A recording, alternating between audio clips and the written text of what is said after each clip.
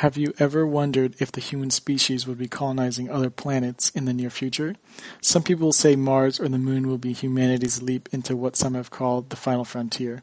There are currently two major issues in space travel. The first problem is designing technology that can sustain the astronauts we send for months, years, or even lifetimes, depending on the goal of the mission.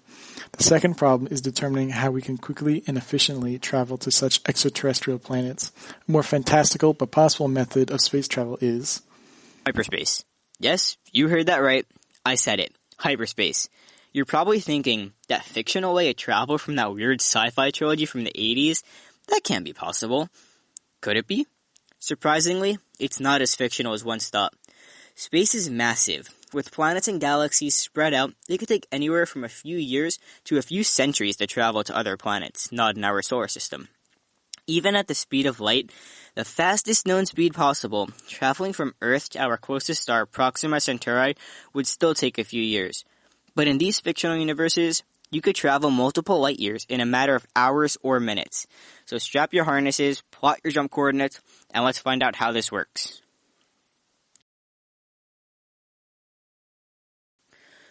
One leading theory is the interdimensional theory.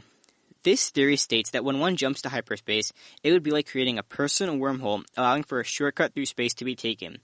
These jumps would need to be precisely calculated, as when working with wormholes and interdimensional travel, the slightest mistake could... Precise calculations, we'd fly right through a star or bounce too close to a supernova and then it'd end your trip real quick, wouldn't it? Thank you, Han. Both of which could have deadly consequences. These same consequences would apply to real-time space travel, requiring quick and accurate computations to send one through the depths of space. So how do wormholes work? Well, wormholes are a portion of space that curves in on itself, connecting two usually distant parts of space. Using a wormhole, one could take a shortcut, or a jump, to that distant part of space, taking a significantly shorter time than flying there, even at the speed of light. While in a wormhole, a vessel would technically be traveling slower than the speed of light. However, it would seem as though it exceeds the speed as you were traveling millions of miles in a matter of hours. As great as traveling through hyperspace would be, the technology to do so does not exist yet, or at least to the public eye. In order to make a jump to hyperspace, a personal wormhole would need to be created, which is easier said than done. A hyperdrive, or warp drive, will need to be created in order to open the wormhole, allowing the jump to commence. The closest thing we have to a hyperdrive is the M-drive, an engine that uses microwaves to produce thrust. It was rumored that this was NASA's attempt at a warp drive after they started developing one. Although NASA denied these claims, it may ultimately help develop the first warp drives. Oh, would you look at that? We've arrived at our destination. Strap yourselves back in as we prepare to exit hyperspace and begin the landing procedures.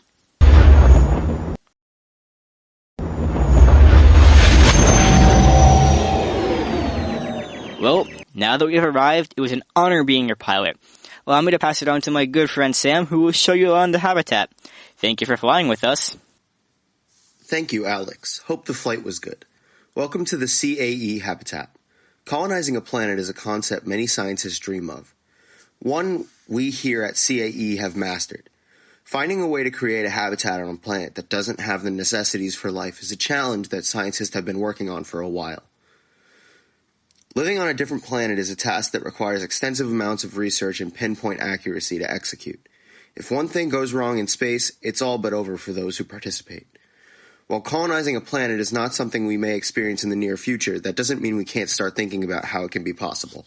Taking ideas from the 2015 film The Martian, Mark Watney finds himself stranded alone on Mars when his team's mission to escape a deadly sandstorm leaves him in critical condition.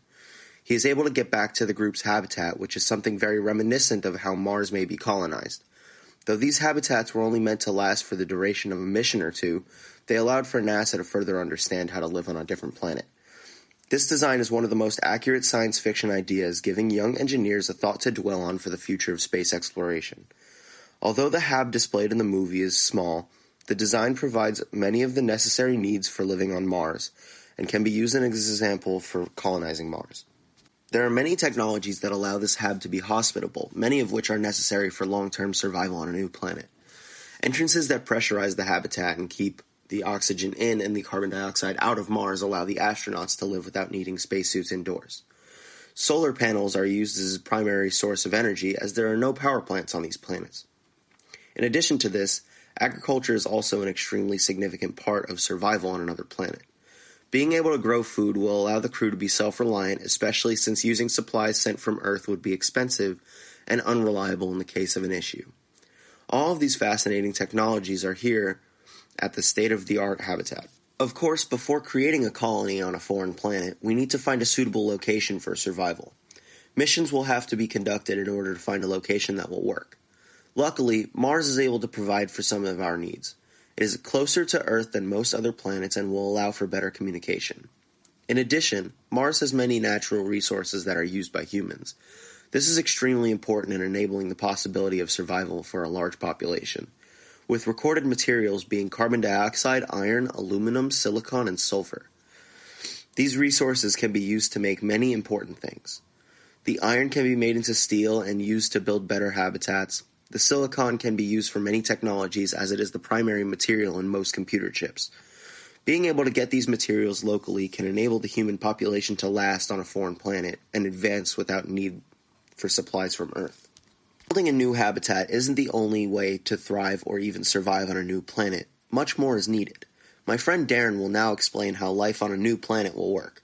Follow me into the presentation room where he will explain it to you. Enjoy your stay here at the CAE habitat. Thank you, Sam, and welcome everyone to the CAE presentation room. Now that we know how we would live on Mars, it's crucial to know how the human body reacts to the change in gravity. During the presentation, please silence your phones and limit the chatter. These are all very important things you'll need to understand. So let me dim the lights and the presentation will begin shortly.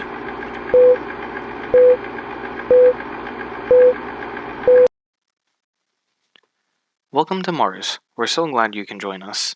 In this video, you'll learn the basics of living on a new planet. The first step of living on a new planet is to ensure that humans living on Mars have a sufficient amount of oxygen to breathe. A slight change in gravity can change the way our lungs absorb oxygen to the slinky effect. This is when an increased strength of gravity leads to the deformation of the lung, causing uneven ventilation and perfusion in the body's other systems. When there is a decreased strength of gravity, such as in microgravity or zero gravity, the lung is less deformed and causes no actual difference in functionality. Here on Mars, there is less of a gravitational pull, so your lungs will be just as efficient as they were back home, so there is no need to worry. The circulatory system is a crucial system for human survival as it circulates blood and oxygen around the body. On Earth, our hearts are used to fighting against gravity to pump blood to the upper body. When in microgravity, the heart doesn't need to fight against Earth's gravity to pump blood, so it pumps easier. The lack of resistance causes blood pressure to increase in the upper body and head. Because your muscles aren't being actively used to keep you upright against gravity, the lack of work causes your muscles to begin to gradually decline in use. Similarly, the heart becomes less efficient and leads to vasoconstriction, constriction of blood vessels, and arterial stiffness, lack of ability to dilate blood vessels when blood flow increases. The way to mitigate these effects is to exercise with specially designed equipment that simulates gravity. At the CAE, there is a state-of-the-art gym with this equipment. You all will have to attend a daily fitness class, making sure that you stay in proper shape. The Advanced Restrictive Exercise Device, ARED, is in our gym and is what you will be using. The ARED uses devices such as pistons and vacuum tubes to generate resistance, which is meant to imitate resistance from weights on Earth. Though the gravity here is similar to Earth, this is still necessary as a long-term exposure could still have bad repercussions. Special trousers have also been developed that pushes blood down into the lower body to replace the effects of gravity, but it isn't perfect.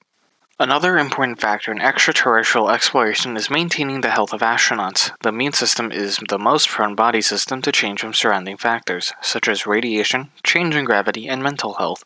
The lymphatic system works in tandem with the immune system to protect your body from infection. A change in gravity changes how the lymph, the fluid that makes up the lymphatic system, flow around the lymphatic vessels and capillaries. This means that some of the lymph may not reach certain locations of the body, thus compromising the immune system. Typically, a muscle known as the lymphangion is responsible for moving the lymph, along with some assistance from passive outside forces such as skeletal muscle motion, arterial vasomotion, and drainage by gravity.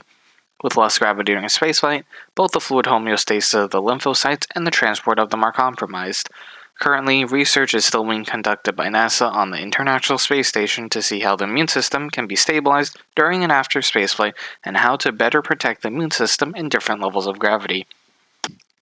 As for the urinary system, the change in gravity can cause problems for the humans living on Mars. During and after spaceflight and time in microgravity increases the risk of astronauts developing renal stones, more commonly known as kidney stones.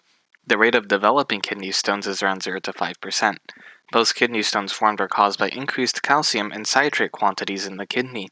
The only effective way known to stem this problem is to supply astronauts with large amounts of water. The recommended water intake for astronauts is around 2.5 liters of water per day. Drinking lots of water helps flush out your kidneys, which can stop the formation of kidney stones. Living and working in space is mentally strenuous, but the absence of gravity makes working in a spacecraft physically undemanding. On Earth, we must constantly use certain muscles to support ourselves against the force of gravity. These muscles, commonly called anti-gravity muscles, include the calf muscles, the quadriceps, and the muscles of the back and neck. Because astronauts work in a weightless environment, very little muscle contraction is needed to support their bodies or move around. Without regular use and exercise, our muscles weaken and deteriorate. It's a process called atrophy. Studies have shown that astronauts experience up to a 20% loss of muscle mass on space flights lasting 5 to 11 days. The loss of muscle mass means a loss of strength that can be potentially dangerous if an astronaut must perform a strenuous emergency procedure upon re-entry into the Earth's gravitational field. Even though muscle mass and strength can be regained once astronauts have returned to Earth, maintaining muscle in space is a concern, especially for long-duration space missions. The only way to minimize muscle atrophy in space is through intensive exercise, particularly strength training exercises combined with an adequate diet. Astronauts on the International Space Station spend 2.5 hours per day exercising to combat the effects of muscle atrophy. Thank you for sitting through that very fun and interesting video about all the ways something in your body could fail you. We don't want to scare you, but health here is taken very seriously. There will always be a group of medics here in case something does happen, and we also have a fitness trainer. I hope you enjoy your stay here at the CAE habitat. Together we are advancing the future of space travel and expanding into the galaxy. Space travel and colonization are no longer constricted by the realm of science fiction. Advancements made both by government and private organizations have placed extraterrestrial travel within reach. Though many of the things discussed today are things that may not be existing technologies, they are all technologies that are in clear development and have work being done in the fields. The benefits are clear: rescuing humanity from global warming, disease, world hunger, and many more. All we need is the realization that Earth's uneasy relationship with mankind will not last forever, and that we must expand our horizons. Arthur C. Clarke, who wrote the screenplay for 2001, A Space Odyssey, put it best. Quote, "The time is fast approaching when Earth, like all mothers, must say farewell to her children."